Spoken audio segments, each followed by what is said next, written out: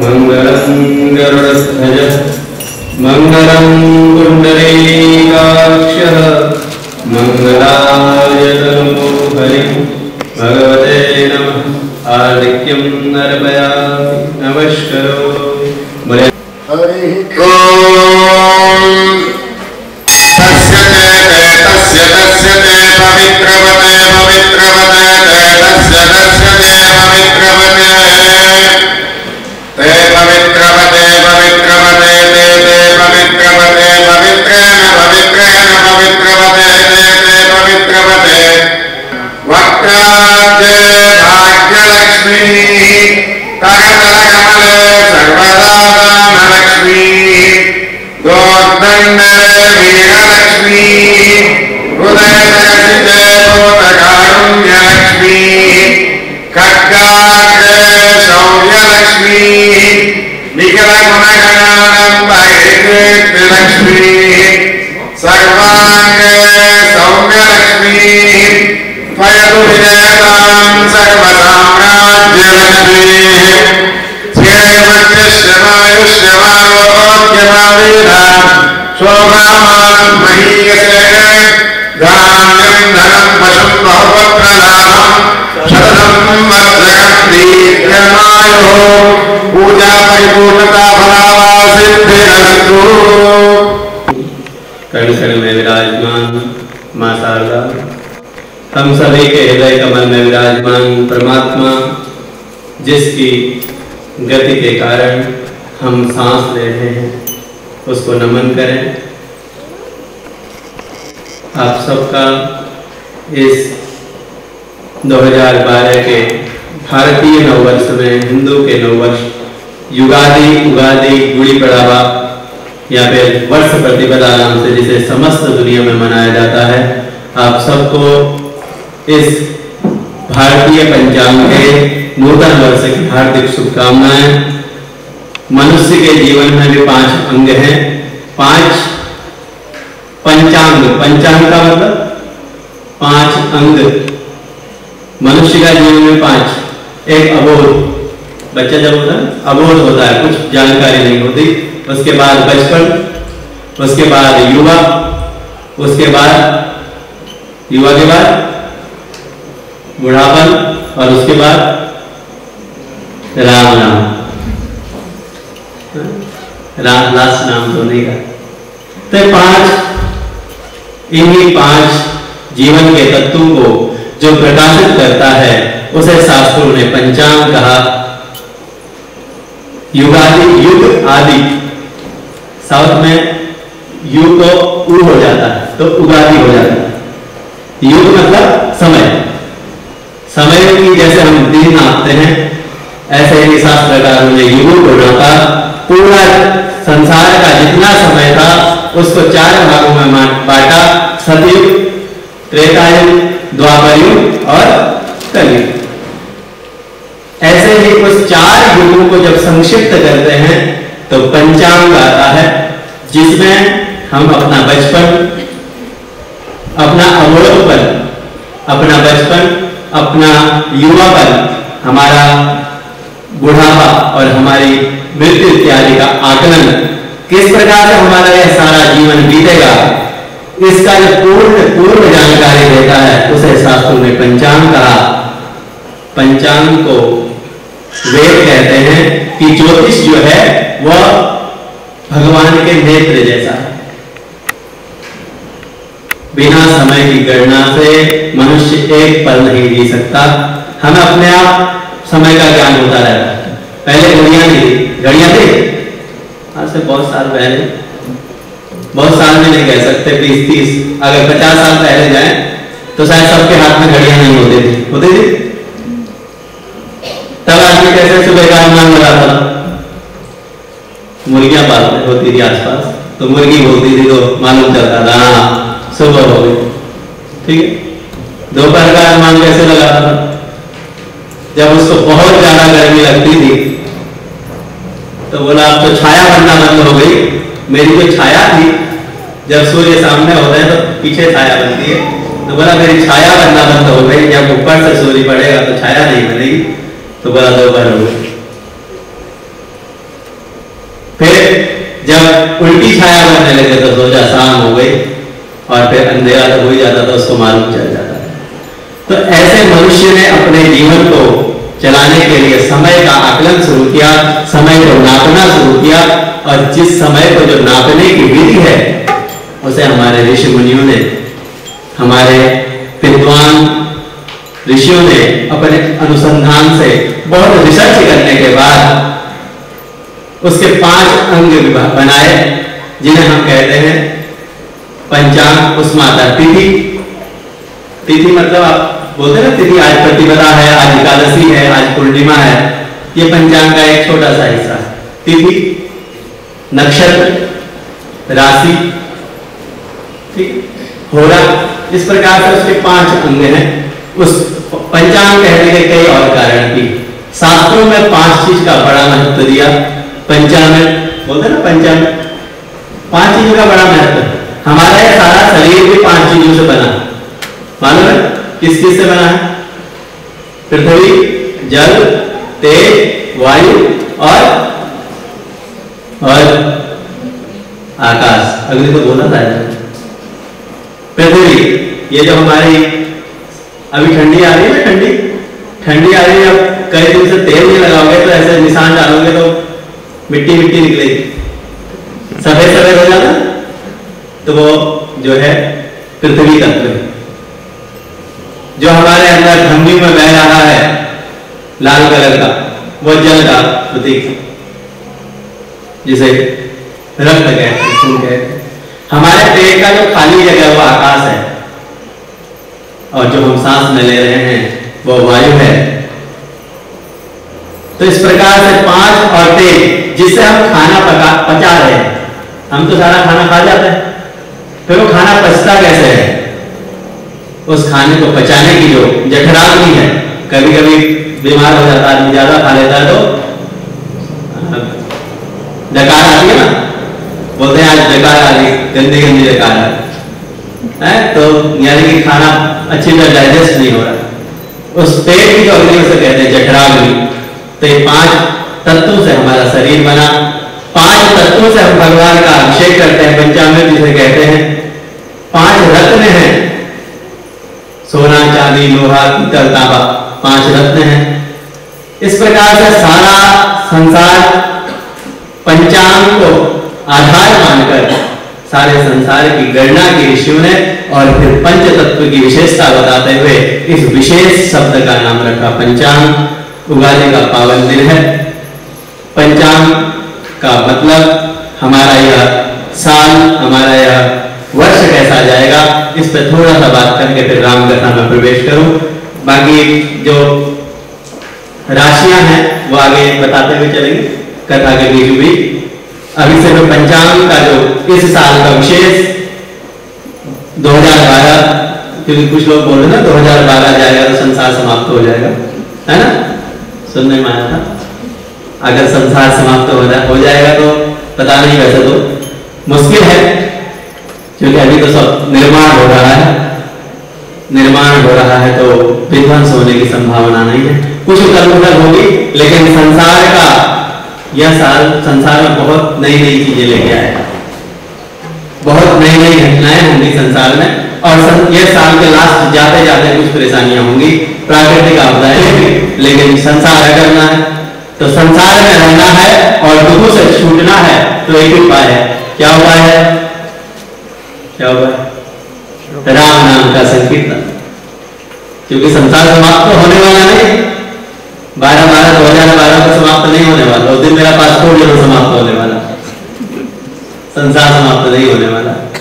तो जब संसार समाप्त होने वाला नहीं है, इसी संसार में रहना है तो खुश रहने का कोई तरीका ढूंढना पड़ेगा। तो शास्त्रों में बोला खुश रहने का एक ही तरीका है, राम नाम की औषधि खरी से खाए, अंग पीड़ उपजे नहीं, भव रोग मिट जाए। जो राम नाम की औषधि, औषधि मतलब दवा, राम नाम की औषधि को जो अच्छी तरह से खा लेता है, सही ढंग से राम नाम की औषधि खरी रीति से खाए, अंग पीड़ उपजे नहीं, उसके शरीर में कोई दर्द नहीं रहता। बोलते ना शरीर में बहुत ज्यादा पेन हो रहा है, अग्निवीर मुझे नहीं भव सागर तर जाए, उसका भव सागर का भी रास्ता आसान हो जाता है। तो खरी नीति कैसे खाएं? कोई भी दवा कब असर करती है? जब पेट में जाके वो क्या हो जाती है? गल जाती है। अगर वैसे ही वैसे पेट में जाके बैठी रही तो काम करेगी? हो सकता है और बीमारी करे, फिर वो दवाई निकालने के लिए ऑपरेशन करना पड़े, बोले दवाई नहीं गई। तो इसी प्रकार राम नाम का जो है संकीर्तन हो और उसका मनन हो, वह हमारे पेट में, हमारी वाणी में ले रहे, वह हमारे पेट में जाकर अच्छे से खुल जाए, अच्छे से उसका सार हम समझें, तो फिर वो राम नाम हमारे लिए औषधि बन जाएगा। आज जब कथा का मंगलाचरण में कर रहा था तो एक मंत्र मैंने उसमें बोला था, ओम त्र्यंबकम जजामहे सुगंधिम पुष्टिवर्धनम उर्वारुकमेव बंधनान मृत्योर्मुक्षीयमामृता। इसलिए यह मंत्र बोला था कि यह भगवान शिव का मंत्र तो है, लेकिन इस समय स्तुति किसकी है? किससे प्रार्थना की है? राम से। इसका अर्थ मैंने एक बार बताया था, आपको याद हो तो, त्र्यंबकम, तीन है अंबाएं जिसकी, किसकी है तीन अंबाएं? अंबा मतलब मम्मी, तीन मम्मियां किसकी हैं? और कोई नहीं, एक ही है, राम। कौन कौन, क्या नाम है उनके? कौशल्या, कैकेयी और सुमित्रा। त्र्यंबकम, तीन अंबाएं हैं जिसकी, त्र्यंबकम जजामहे, और वह जिसका आचरण करता है। राम किसकी पूजा करते हैं? साउथ में जाओ तो एक मंदिर है रामेश्वरम, सुना है नाम? रामेश्वराय, शिव रामेश्वराय बोलते हैं। उस रामेश्वर, वो राम के ईश्वर जो है, कौन है राम के ईश्वर? भोलेनाथ। राम के ईश्वर भोलेनाथ। तो तीन माताएं जिसकी हैं और जो शिव की आराधना करते हैं। अब ऐसे भोलेनाथ जो राम से बहुत प्रेम करते हैं, वो मेरे सारे रोगों का नाश करते हैं। कभी कभी बोलते हैं ना, आपको इसकी सौगंध, मेरा काम कर लो, नहीं करते? तुझे उसकी कसम, मेरा काम ऐसे तो नहीं करेगा, लेकिन तेरे को तेरे बेटे की कसम करेगा, अब तो करेगा। कहते नहीं कहते? ऐसे ही जो हमारे ऋषि मुनि थे, उन्होंने सीधे भी कहा, उन्होंने ऐसे कान पकड़ा, बोला शिव जी ऐसे हो सकता है मना भी कर दे, तो इनको क्या करते हैं? इनको फंसाते हैं। तीन माताएं हैं जिसकी वो जिसकी आराधना करते हैं, उनकी कृपा हम पे हो, इसलिए आप हमारी हेल्थ की रक्षा करो। अब शिव जी और राम जी का बड़ा प्रेम, क्योंकि इस रामायण के वक्ता कौन है? रामायण सबसे पहले किसने कही? शिव जी ने। आप रामचरितमानस पढ़ते हैं तो रामचरितमानस में शिव जी का संवाद आता है। शिव जी ने रामायण कही, और किससे कही? कहने वाले स्वयं महादेव और सुनने वाली जगत जननी मां पार्वती, सारे संसार की माता। भगवान ने बहुत बड़ा ग्रंथ, छोटा ग्रंथ नहीं था रामायण, अभी तो बहुत हमें लगता है छोटा सा ग्रंथ है। रामायण की जब रचना की तो भगवान ने उसमें 3.5 लाख श्लोक, 3.5 लाख मतलब 300,000 श्लोक की रचना की संस्कृत में। उन श्लोकों को फिर बांट दिया, ऋग्वेद, सामवेद, यजुर्वेद और अथर्ववेद, 4 भागों में बांट दिया। उसमें से 2 शब्द बच गए, और जब 2 शब्द बच गए तो अब 2 शब्द किसको बांटे? कितने लोग हैं? तीन प्रकार के संसार में लोग पाए जाते हैं। एक तो देवता, दूसरा मनुष्य, और तीसरा राक्षस। ठीक है, भगवान ने चाहे तो 3 लोगों को बांट दिया, तो 3 करोड़ था उनको अलग अलग लोगों को बांट दिया। अब जो बच गया 2 शब्द, बोला इनको किसको दो? अब ये 3 लोग हैं, 2 चीजें बढ़ सकती है, या तो काटनी पड़ेगी, काट देंगे तो उसका मतलब नहीं रहेगा, है ना? अब ये कैमरा यहाँ पर चल रहा है, अगर आप 2 लोगों को बांटना चाहें तो फिर क्या करना है? एक तो सिर्फ कैमरा और एक तो जिसमें दिख रहा हो देना पड़ेगा, मुश्किल हो जाए, कोई काम का नहीं। तो भगवान ने सोचा कि अब मैं इसको बांटूंगा नहीं, ये जो शब्द बचा है इसको मैं अपने कंठ में धारण करता हूं। और भगवान ने वो जो शब्द था अपने कंठ की, 2 ही अक्षर थे उसमें, उसको अपने कंठ में धारण किया। वो शब्द है राम। राम भगवान को, राम के शब्द को अपने कंठ में धारण किया भगवान शिव ने, और भगवान नीलकंठ हो गए आगे जाकर। तो ऐसे महादेव और भगवान राम की इस दिव्य कथा में हम प्रवेश करने जा रहे हैं।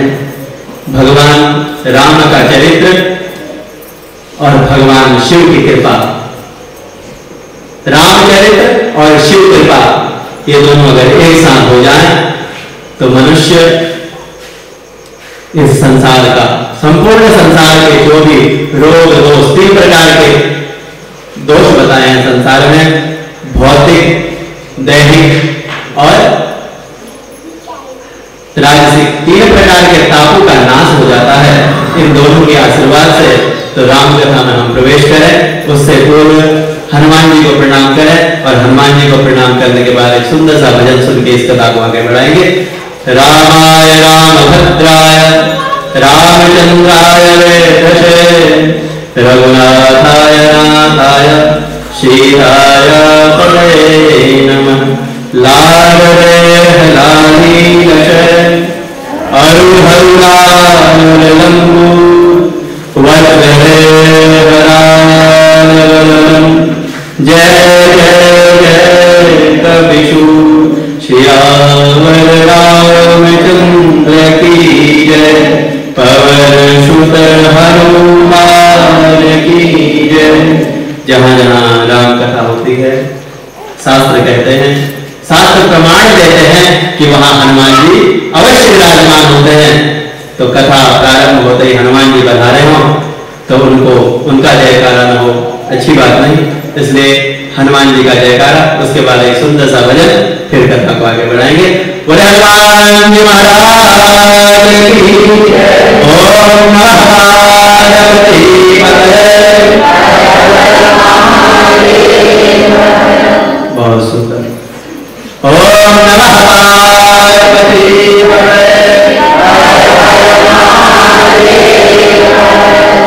मैं भी वही हूँ, आप भी वही हैं, इसलिए आवाज को बुलंद रखना है भगवान के नाम पर। एक सुंदर सा भजन, उसके पश्चात करना। मनुष्य, हम मनुष्य, हमारा जन्म कब हुआ? कलिकाल में। वो लोग कितने भाग्यवान रहे होंगे जिन्होंने राम के समय में जन्म लिया,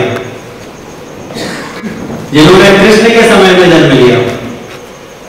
हो सकता है शास्त्रकार कहते हैं, गीता कहती है, नैनम छिन्नम शस्त्राणि नैनम दैतिपावत न चैनम क्लेयन्त्याहो न शोष्यति मारुतः। मतलब यह आत्मा अमर है, यानी हो सकता है हम राम के समय भी रहे, हो सकता है हम कृष्ण के समय भी रहे हो, लेकिन किसी कारणवश इस कलयुग में मनुष्य का जन्म हुआ, किसी कारणवश हमें फिर से इस युग में इस पृथ्वी पे आना पड़ा। तो शास्त्रकार कहते हैं मनुष्य का कर्तव्य, मनुष्य अलग किससे हुआ? परमात्मा से। परमात्मा से अलग होने के बाद मनुष्य का कर्तव्य है परमात्मा में मिलना, परमात्मा के पास पहुंचना। जैसे एक नदी, नदी निकलती कहां से? समुद्र से।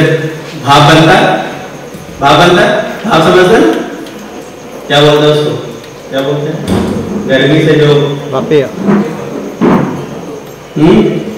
प्रेशर कुकर के अंदर में होता है। हाँ, तो भाप बनके सारा पानी सोई देता है, बादल को देता है, बादल से फिर बारिश होती है, और फिर वो पानी कहाँ, फिर किससे मिलने निकल जाता है? फिर से समुद्र पहुंच जाता है।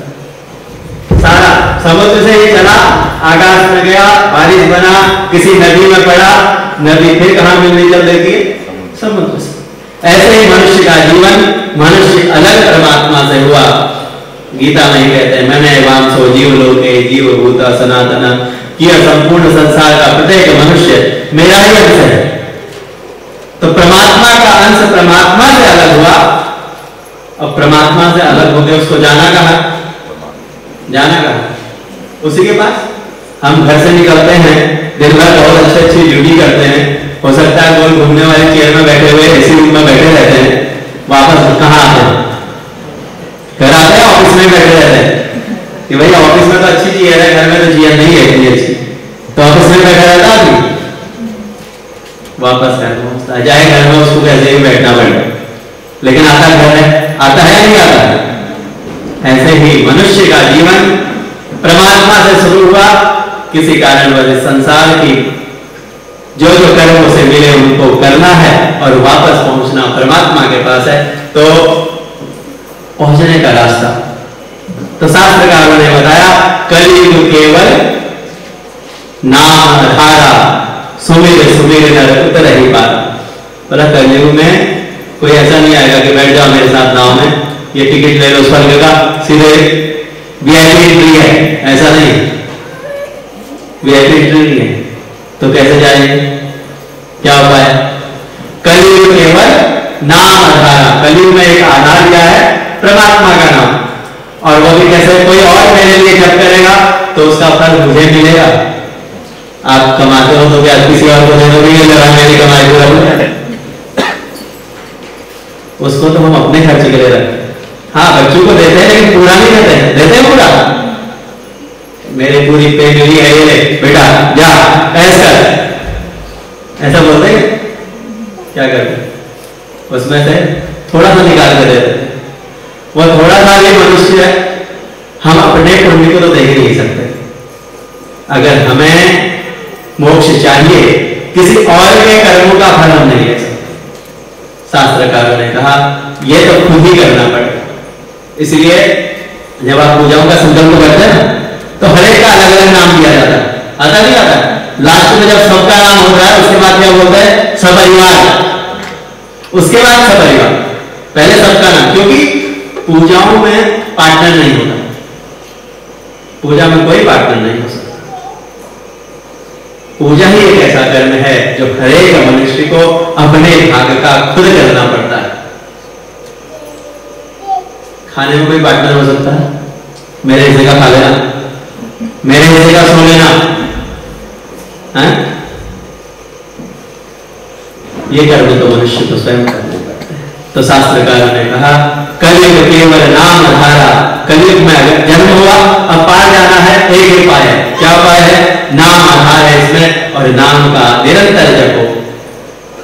अब नाम किसका जपो? नाम में भी तो कई नाम। तो शास्त्रकारों ने साफ उसकी आगे अगले सूक्ति में कहते हैं, जिस जो आपका इष्ट हो, जिसे आप बहुत प्रेम करते हो, जिससे आपका लगाव हो जाए, जिससे आपका अटैचमेंट हो जाए, हाँ यही में, जैसे बच्चे को लगता है हाँ मुझे तो यही संभालेगा, तो वो उसी के पास पहुंचता है। ऐसे ही जब हमारे मन में आ जाए हाँ मुझे पार करने वाला तो यही है, जो नाम आपको प्रिय लगे। इतने सारे नाम हमारे शास्त्रों में, हमारे शास्त्रों ने बोला कि 33 करोड़, एक दो नहीं, 64 करोड़, सॉरी 64 करोड़ नाम, 64 करोड़ में से जो आपको अच्छा लग जाए उस नाम का संकीर्तन हो, उस नाम की गोली खाए। बहुत प्रकार की गोलियां आती है ना, बुखार हो जाए तो आदमी कई प्रकार की गोलियां खाता है, खाता नहीं खाता? एक डॉक्टर दूसरी देगा, दूसरा डॉक्टर दूसरी देगा। अब उस गोली को जिसने अच्छे से बचा लिया उसका तो बुखार चला जाए, नहीं तो गोली पेट में जाके इकट्ठी होती चली जाए।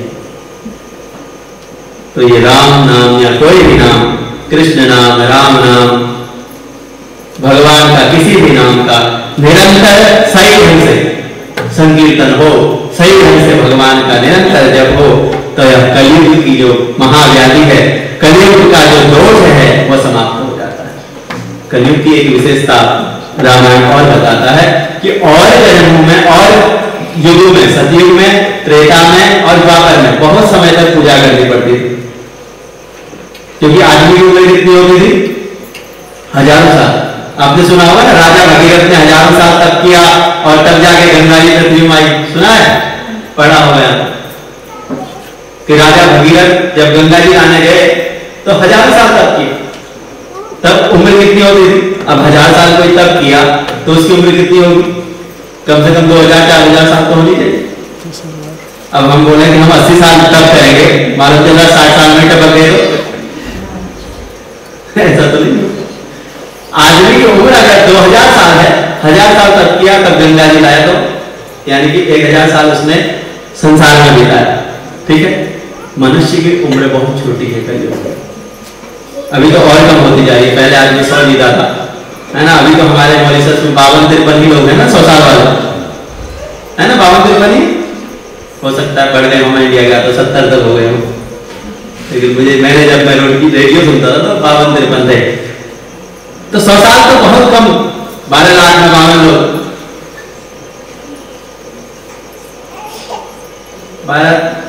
1% 2% लोग 100 साल पार करते हैं, बाकी 70-80 तो उम्र ही 70-80 हो गई।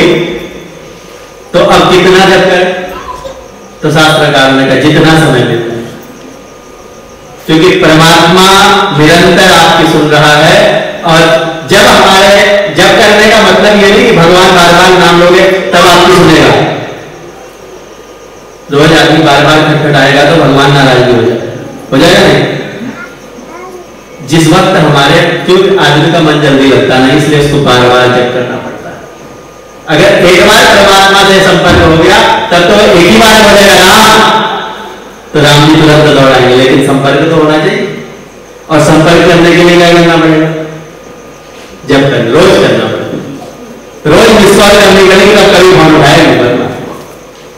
तो यह रामचरित, इसीलिए हर साल 2 कथाएं, 2 नवरात्र, एक में दुर्गा पूजन जिसमें शक्ति की आराधना, एक में राम कथा या कोई और कथा हम करते हैं, इसलिए कि मनुष्य का और कामों से कम 10 दिन। इस बार नवरात्र भगवान ने भी एक बोनस पॉइंट जोड़ रखा, 9 दिन नहीं, कितने दिन?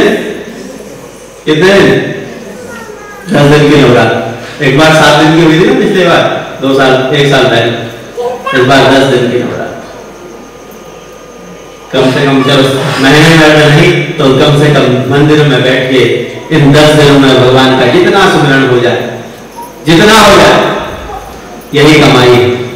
वास्तव में कमाई तो यही है कि परमात्मा का कितना संकीर्तन किया। बाकी धन कितना कमाया वह साथ में जाने वाला नहीं है, वो तो यही रहेगा। साथ में क्या जाएगा? हमारे द्वारा किया गया संकीर्तन, हमारे द्वारा किया गया सत्कर्म हमारे साथ जा सकता है।